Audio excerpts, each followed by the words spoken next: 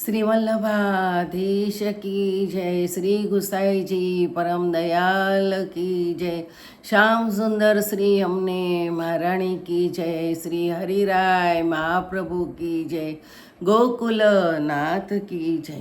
આપણે મહાપ્રભુજીના 16 સ્કંદ વિશે રસપાન કરીએ છીએ. તેમાં બાલબોધ ચાલે છે. એમાં 9 શ્લોક થયા છે. આજે 10મો શ્લોક છે. પરાશ્રયેણ મોક્ષસ્તુ દ્વિધા સોપી નિરૂપ્યતે, બ્રહ્મા બ્રાહ્મણતા યાત તદ્રૂપેણ સુસેવ્યતે. આ બાલબોધ ગ્રંથમાં પુષ્ટિ માર્ગે માટે કશું કહેવામાં આવ્યું નથી, પણ જેનું મન અનેક દેવદેવીઓ અને ભૂત પ્રેત તથા દોરા ધાગામાં લાગેલું હોય છે તેની પ્રવૃત્તિ નિયમિત એટલે સ્થાયી કરવા માટે આ ગ્રંથમાં કહેવામાં આવ્યું છે. મોક્ષ કહેવામાં આવે છે તે પણ લૌકિક મોક્ષ છે.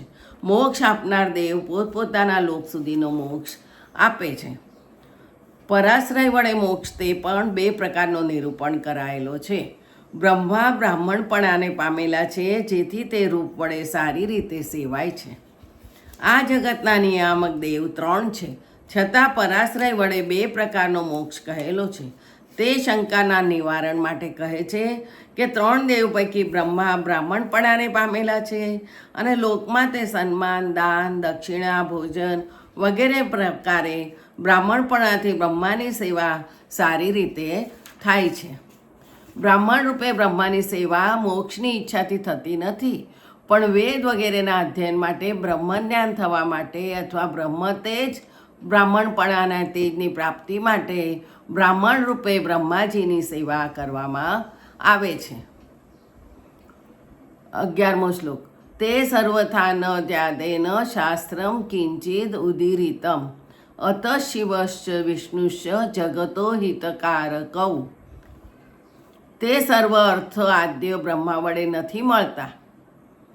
સહેજ સાજ મોક્ષનું વર્ણન છે, જેથી બાકીના શિવ અને વિષ્ણુ એ 2 જગતના હિતકારી દેવ છે. તેઓ બંને મોક્ષશાસ્ત્રના પ્રવર્તક છે અને વસ્તુ માત્રની સ્થિતિ અને સંહારના કરનાર છે. સર્વ પ્રકારના અર્થ, 4 પ્રકારના પુરુષાર્થો ધર્મ, અર્થ, કામ અને મોક્ષ બ્રહ્માથી મળતા નથી. જો કે વેખાન તંત્ર વગેરેમાં બ્રહ્માએ સહેજ સાજ મોક્ષ મેળવવા સંબંધી વર્ણન કરેલું છે. જેથી જગતના હિતકારી એટલે જગતના જિજ્ઞાસુ જીવોને મોક્ષ આપવાવાળા શિવ અને વિષ્ણુ એ 2 દેવ છે અને તે બંને મોક્ષશાસ્ત્રના પ્રવર્તક છે. વસ્તુનું પાલન કરવું એ વિષ્ણુનું અવશ્ય કાર્ય છે અને સંહાર કરવો એ શિવનું અવશ્ય કાર્ય છે.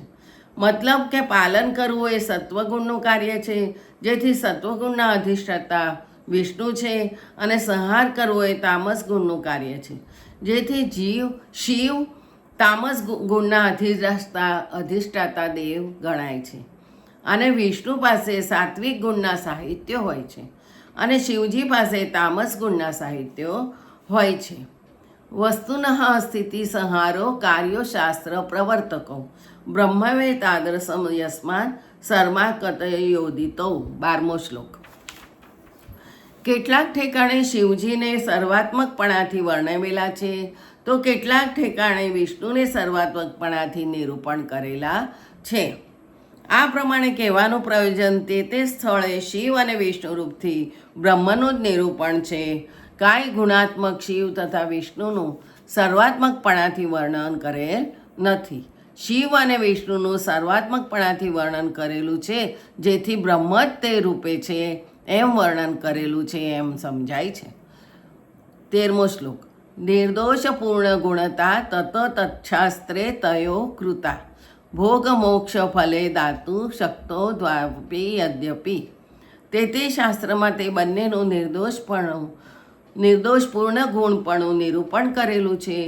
જો કે ભોગ અને મોક્ષ બંને ફળ આપવાને બંને સર્વથા શક્તિમાન છે, પરંતુ શિવ વડે ભોગ મળે છે અને વિષ્ણુ વડે મોક્ષ મળે છે એમ નિશ્ચય છે. ઉપર કહેવા પ્રમાણે શિવ અને વિષ્ણુ બંનેનું વર્ણન તે ગ્રંથોમાં નિર્દોષપૂર્ણ ગુણપણાથી કહ્યું છે. પૂર્ણ ગુણપણાને લીધે સર્વસમર્થ બંને દેવ છે, એટલે ભોગ અને મોક્ષ બંને આપવાને દરેક સમર્થ છે. પણ સાધારણ નિયમ પ્રમાણે ભોગ શિવથી અને મોક્ષ વિષ્ણુથી મળે છે. બંને સર્વસમર્થ છતાં સાધારણ નિયમથી આ સૃષ્ટિનો કાર્યભાર ચલાવે છે. કોઈ વખત સાધારણ નિયમ ઉપરાંત અતિપ્રિય ભક્તો પર વિશેષ પ્રસન્નતા થાય છે ત્યારે પોતાના સર્વ સામર્થ્યનો તે ભક્ત પ્રત્યે ઉપયોગ કરે છે. તે વખતે શિવજી પોતાના ભક્તને મોક્ષ પણ આપે છે અને વિષ્ણુ પોતાના ભક્તને ભોગ પણ આપે છે. સાધારણ રીતથી તેમ થતું નથી. 14મો શ્લોક. ભોગ શિવેન મોક્ષસ્તુ વિષ્ણુનેતિ વિનિશ્ચય લોકે પિયત પ્રભુર ભુક્તે તન્ન યચ્છતિ કહિંચિત. લોકમાં પણ સ્વામી જે ભોગવે છે તે ક્યારે પણ આપતા નથી. સાધારણ બુદ્ધિથી સમજ પડે એવો દાખલો આપે છે કે આ લોકમાં રાજા શેઠ વગેરે પણ જે વસ્તુ પોતાને ખાસ તરીકે ભોગવવાની હોય તે વસ્તુ સેવક નોકરને કે ચાકરને આપતા નથી. પણ જે ચીજ પોતાને ખાસ ભોગવવાની ન હોય તે ચીજ સાધારણ નિયમ તરીકે સેવકને આપે છે. વિષ્ણુ લક્ષ્મીજીની સાથે ભોગ ભોગવે છે અને શિવજી સદા વૈરાગ્યયુક્ત રહીને મોક્ષને ભોગવે છે. જેથી વિષ્ણુને ભોગવવાની વસ્તુ ભોગ છે અને શિવજીને ભોગવવાની વસ્તુ મોક્ષ છે. તે સાધારણ નિયમ તરીકે પોતાના સેવકને આપતા નથી, પણ તેથી બીજી વસ્તુ એટલે વિષ્ણુ મોક્ષ અને શિવજી ભોગ સાધારણ નિયમ તરીકે આપે જ છે. બીજો આવતીકાલે. જય શ્રી ગોખલેશ.